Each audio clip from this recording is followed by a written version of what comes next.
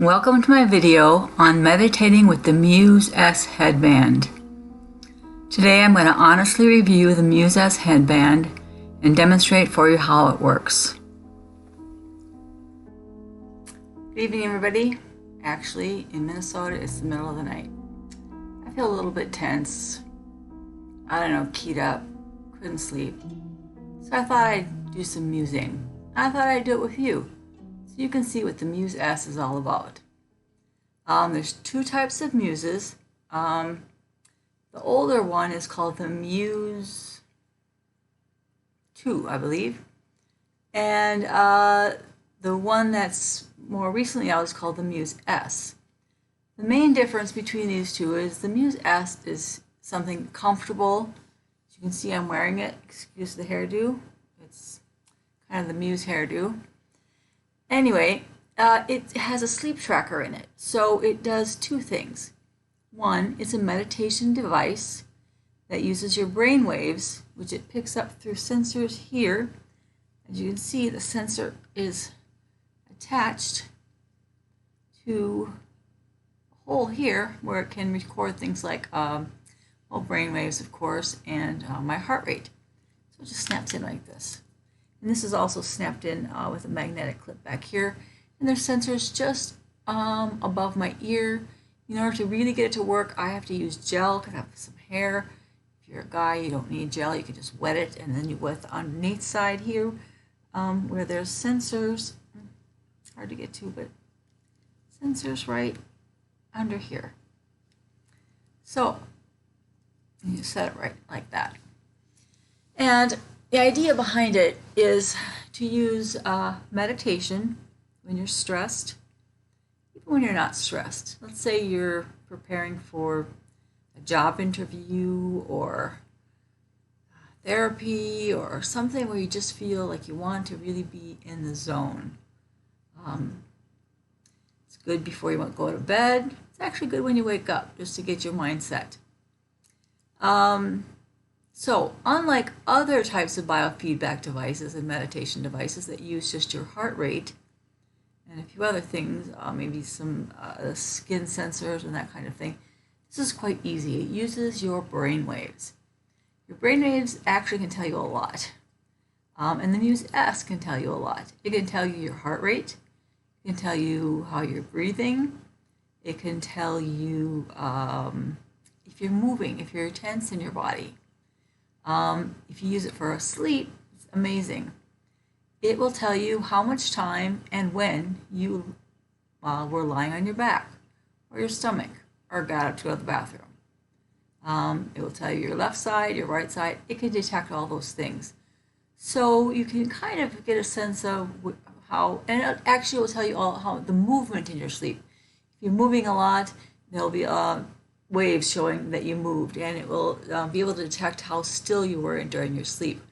So sometimes I know someone who sleeps a super long time, 3 times as long as I do. And she got a Muse S, and she found out that she slept a long time, but almost none of it was in a deep restorative sleep. Because the Muse S can tell you that. It can tell you how much time you're in a deep sleep, how much time you're in a light sleep, and how much time you're in a REM sleep, because your brain waves are different in those 3 stages of sleep. It's not perfect. There are a few times where it said I didn't dream at all, and I'm pretty sure I dreamed.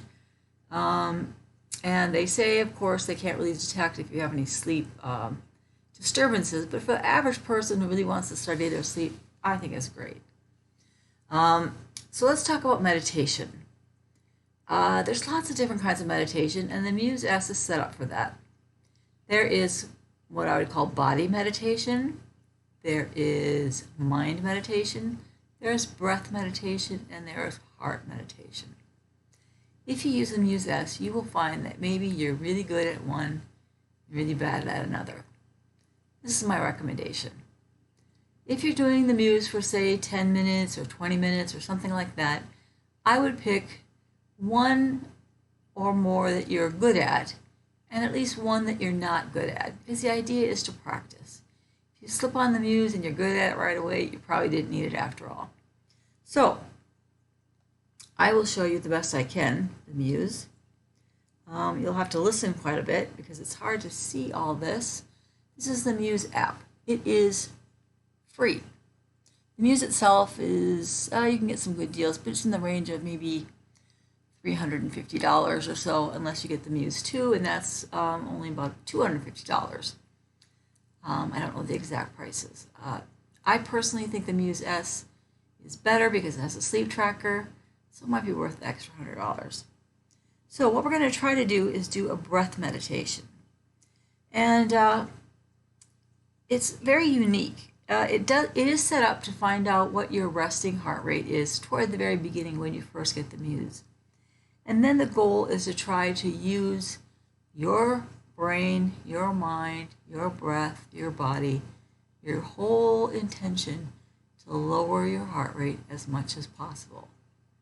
So how does it do that? The key behind biofeedback is you need that feedback. You need to know, is it working, is it not working? And when you find something that works, go with it. So when I do the heart meditation, which is what I'm kind of good at, I really concentrate on my heart and my breath. I breathe in and I breathe out in order to get the Muse to tell me that I'm doing the right thing. How do I know that? Well, the Muse program I use does not use any speaking. You can have somebody talk to you and say, now relax or take deep breaths. I really don't like that part. I like to do it myself. But if you're the kind of person who really wants to listen to someone, they have lots of guided meditations there. I just like to do it myself. So what the feedback goes two ways. The heart meditation is a drum beat, not exactly like a heartbeat, but a little bit. And what you do is you listen to the drum beat. It's kind of like an African drum beat, and you really try to get the drum to slow down. If you do a good job, you'll hear birds singing. Those are called birds. There's birds in, I think, all of the programs, and the birds are basically a signal that you're doing the right thing. So if you hear a bird, it means you're on the right track. So the more birds you get, the better. There's also a thing it's called a correction, meaning you didn't do so well, but you corrected yourself. So so you can hear and listen. I'm going to try to get it to work. See if I can. In this part, I'm going to demonstrate the Muse Heart Meditation.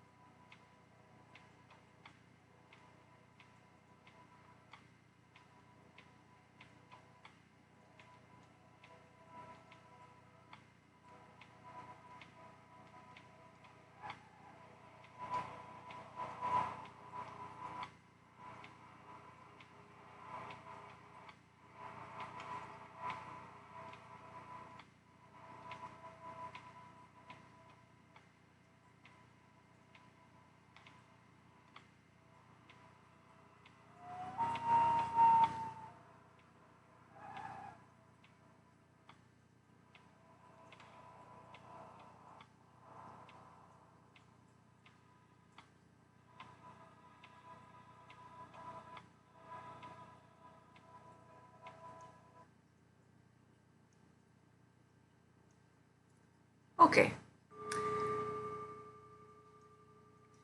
What this said was, in the beginning, I will show you, I didn't do extremely well because, of course, I'm sitting up talking to you. But you can see, let me see if I can show it. There we go. It tells me my highest heart rate and my slowest heart rate and how many birds I got. I got 3 birds. My lowest heart rate was 63 and my highest heart rate was 95. And so you could hear as the drum beat slowed down, I was doing the right thing. When I got the birds, that meant I was doing what I was supposed to be doing. So if I was doing this by myself, I would have done very well. Let's move on to body meditation. So let's do the body meditation, and so you can see how that works. This is body meditation.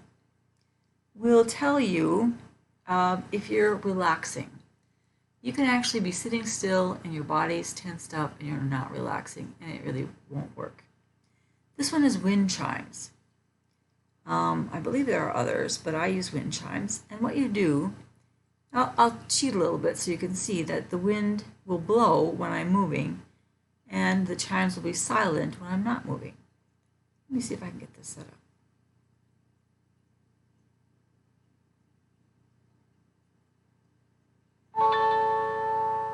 I'm good. I'm going to not move for a little bit.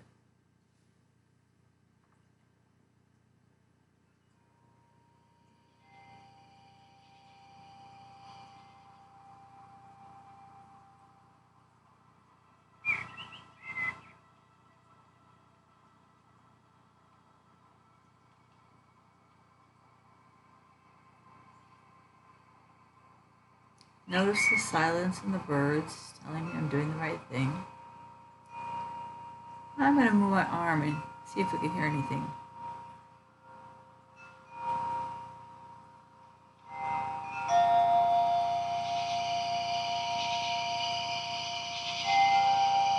Okay, there's practically a windstorm out there. Let me try to relax again.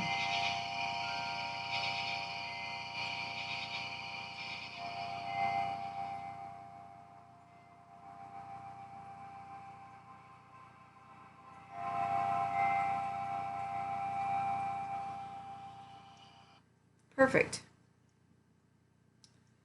So what it told me, they gave you an opportunity to write a little journal note about how you felt and if you felt relaxed. This day I was active for 37 seconds and I relaxed for 25 seconds. And you can see again there's a graph. Hard to see here. There we go. A graph that tells me, can't quite get it. Anyway, there's a graph. Oh, it's done. As you can see, there's a graph that shows me when I was active, when I was not active, and so you can actually see where you recovered. Okay, the breath meditation, I won't do that one, but what it does is detect harmony with your heart. The idea is you breathe according to the resonance frequency of your heart. The reason I don't like this one is because it doesn't help you detect your own resonance frequency or coherence with your heart. And so it's kind of a guessing game. There are better programs for that, but it actually does work. Once you get into coherence, you can figure out a breath rate that works great. The mind meditation, I'm not sure I can get that one to work either. Yes. This is harder because you really want to get your mind calm. For this calibration, find a comfortable position and close your eyes. Take a deep breath.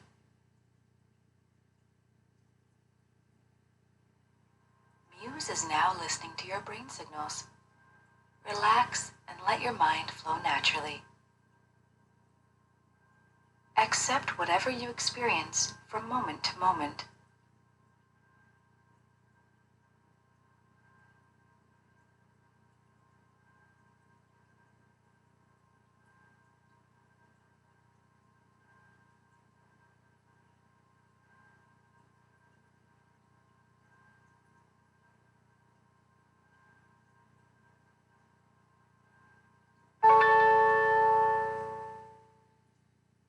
Okay, that signal said that it Ready? caught my brain. Place your attention on your breath now.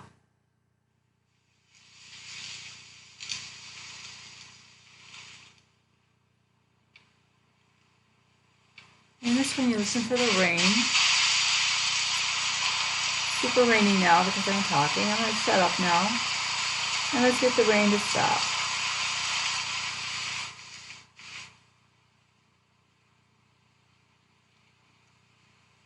Brilliant. It's going to rain again because I'm talking. Oh, there we go. It's pouring. It's practically a thunderstorm out there.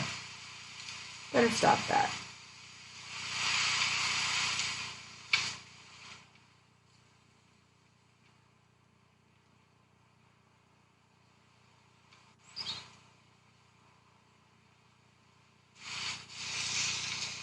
Okay. Again, you can do it for 5 minutes, 10 minutes, 20 minutes, as long as you want. This is the one I'm not terribly good at because, I did remarkably well. It's hard for me to relax my brain. So this is my hard one. This is one I do really just challenge myself. And this one divides it into active, neutral, and calm. And it says I was actually calm for 21 seconds, which was good. I was neutral for 17 seconds and active for 14 seconds. And I got a couple birds. So it really is a good way to, especially if you're the kind of person that just thinks so much or has so many worries or fears, the idea is to listen to the rain, which is sort of a representation of your fear and worries and thoughts and things crowded in your brain, and really let them go for 5 minutes, 10 minutes, whatever. So, why is this important? Well, there's a lot of evidence out there that using these kinds of devices, again, the Muse S is one device, but I like it, will allow you to have a moment of refuge in your day or your night, in my case. The other point is that, for example, let's say you get really good at the mind meditation or the body meditation or the stillness meditation, and you don't have your Muse on, but you remember what it was like and how to do it. So if you were, for example, waiting in a waiting room for that big job interview, you were tense and your mind was flooded with all sorts of things, you could imagine yourself with your Muse on, with your handy app on your phone, doing that exact thing that you remember what to do. There's no birds, there's no music, there's no rain, there's no drum beat, but your mind and body have learned those attributes. And I've done it. I've used it before surgery or before a procedure that would be painful for me. And so I've been able to avoid taking medications or sedation when they want to give you something to relax you before surgery. I say, no, I can do it myself. And I do. I use what I learned with the Muse, what I've learned with biofeedback, to really get past the traumatic experience that I'm going through, whether it really be something I'm nervous about or something that really I should be nervous about, like a surgery, and allows me to relax on my own and be in charge of my own peaceful state. So that's the Muse. If you're interested, give it a try. I hope this is a review that you can use to really decide if this is something you want, if this is the way you want to practice meditation. As to whether you should practice meditation biofeedback, absolutely, there's no question. You should. People who do that are happier, calmer, healthier. If you happen to be a trauma survivor like I am, it is a chance for you to really get out of your trauma thinking and into your body and into relaxing as much as you can. In another video, I'll talk more about the sleep app, how to use it, the pros and cons, and how it can help you sleep. It's a little trickier than meditation. Just wanted to know that the sleep app is on there with the Muse S, which is why I recommend it. So, I hope you like and subscribe. Give it a thumbs up if you like it. I will have more of these because I think that once you understand your body, its physiology, how it works, and can harness it for you, you'll be a happier person. Good night. For more information on how I healed from dissociative identity disorder, read my book, It's Not for the Faint of Heart. Also, I am an Amazon associate, which means I can provide you with a link to the Muse S if you like it. My honest opinion is, if you like it, go ahead. If you don't like it, it's up to you. Bye.